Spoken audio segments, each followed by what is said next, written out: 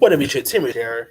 Now, here's my review for Guillermo del Toro's Pinocchio. Now, I just actually saw this movie on this past week, before the new year, and I gotta say, well, I'm one of the rare folks who did not mind the Robert Zemeckis one. I thought that Robert Zemeckis one remake was much better than most people make out to be. I mean, is it as good as the original? Of course not, but I had a fun time with it. Of course, it was creepy and all, but let's be for real. Pinocchio is supposed to be a creepy. It's supposed to be a creepy story. I mean, if you read the books, you know how creepy this thing is. So of course, Guillermo del Toro decided to make his Pinocchio, and I gotta say, this one.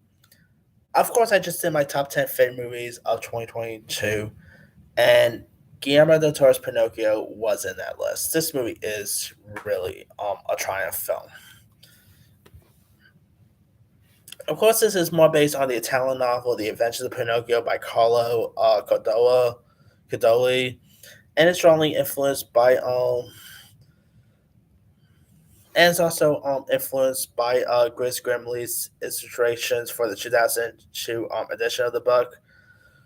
And it reimagines the story of Pinocchio, who's a wooden puppet who comes to life as the son of his carver Geppetto, and it is like a story of love, disobedience, as Pinocchio struggles to live up to his false expectations.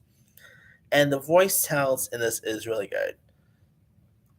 This does take place in a fancy version of Italy, and it is like during the period during like the interwar period and World War II. The period aspect I thought was really cool, and it was very creepy and dark. I mean, this is not your average Pinocchio. I mean, I'm surprised this thing's even PG. It should have been PG-13, but hey. And the voice talents, of course, you had Ewan McGregor as Jiminy Cricket.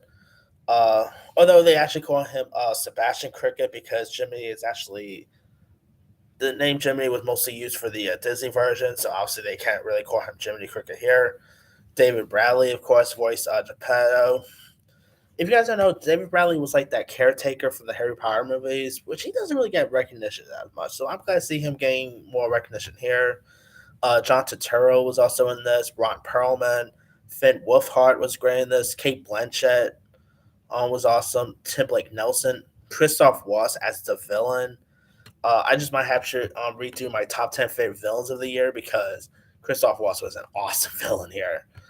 Uh, of course, Christoph Waltz is always great as a villain. Come on. But yeah, of course, you had Tilda Swinton was also in this. I mean, talk about terrific voice sounds. The animation was great. Guillermo del Toro did such a great job at directing this. He always does a great job. Let's be fair there, but this is a remarkable film. It's very very heartfelt. I could definitely see this winning Best Picture at Best Animated Feature at the Oscars. I'm sorry. There's some naysayers that think that this won't win, but I'm thinking it's gonna win Best Picture. This is gonna be the first Netflix movie to win Best Animated Feature at the Oscars. Mark my words. But we'll see. That aside, it is a really good movie though, so check it out. I should definitely see this one again. But let me lead you guys. Did you have a chance to check out Guillermo del Toro's Pinocchio? So, what story? Were you a fan of it? Were you not a fan of it? This might sound like an odd question, but which one do you prefer? Do you prefer the Guillermo del Toro one or the Disney version? Drop comments below. Don't forget to like, subscribe, hit that bell for notification. This is Timmy signing off.